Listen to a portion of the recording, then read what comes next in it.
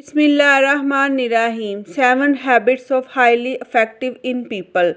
Habit number 5. Seek first to understand, then to be understood. مثال کے طور پر سمجھو ایک دن آپ کسی آئی اسپیشلسٹ کے پاس جاتے ہو اور اسے بتاتے ہو کہ آپ کو 2-3 دن سے ٹھیک سے نظر نہیں آ رہا۔ یہ سن کر آئی اسپیشلسٹ اپنا پہنا ہوا چشمہ نکال کر آپ کو دے دیتا ہے اور کہتا ہے اسے ٹرائی کرو، میرے لیے کافی سالوں سے اچھے سے کام کر رہا ہے۔ تو جب آپ وہ چشمہ پہنتے ہیں تو آپ کو خراب دکھنے لگتا ہے۔ اب ایسا ہونے کے بعد کتنے چانسز ہیں کہ آپ اس چشمے والے کے پاس پھر سے جاؤ گے؟ بالکل نہیں۔ پر ایکچولی ہم بھی کچھ اس آئی اسپیشلسٹ کے جیسے ہیں۔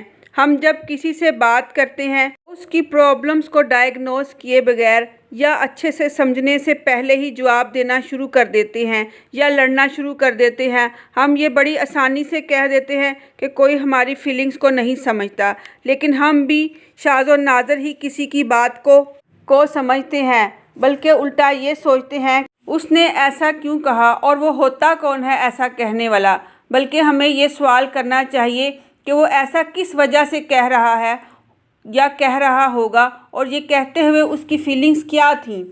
تو نیکسٹ ٹائم کسی سے بات کرتے ہوئے ہم یہ خیال رکھنا چاہیں گے کہ سامنے والے کی فیلنگز کیا ہیں، پھر ہی اس کو جواب دیں، بجائے اس کے کہ ہم دھڑم سے بنا سوچے سمجھے جواب دیں۔ ہمیں لگتا ہے کہ شاید سامنے والا بھی ویسا ہی سوچتا ہے جیسا ہم سوچتے ہیں، لیکن ایسا نہیں ہوتا، کیونکہ زندگی میں ہر کسی کی اپنی رائے اور اپنا نقطہ نظر ہوتا ہے۔ یہ قدرتی طور پر ہم میں پایا جاتا ہے کہ ہم کسی کو سنے بغیر ہی اپنی بات بولتے رہتے ہیں۔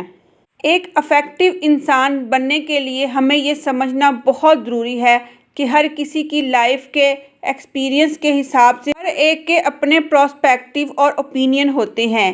یہ بہت ضروری ہے کہ ہم سامنے والے کو فیل کروائیں کہ ہم واقعی میں ان کی فیلنگز کو سمجھتے ہیں۔ اگر ہم سچ میں ایسا کرنے لگے تو اوبویسلی سامنے والا بھی بہتر طریقے سے ہماری فیلنگز کو سمجھے گا اور پھر ہی رسپانس دے گا۔